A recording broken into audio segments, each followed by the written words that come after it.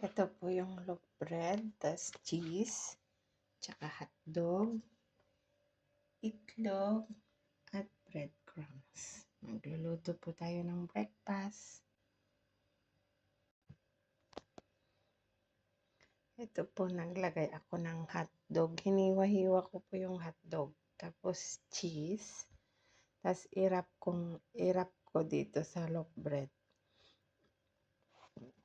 Pag ganyan na po siya, i-dip natin sa itlog. Naghugas po ako ng kamay ko. Kaya okay lang. Hindi po ako gumamit ng gloves. Kasi kami lang naman kakain. Tapos, ganito sa breadcrumbs.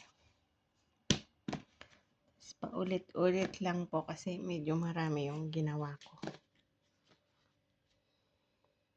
Ayan. Tapos ko na po siyang nirap. Tapos, magpapainit lang ako ng mantika. Tapos, ipreprito ko na.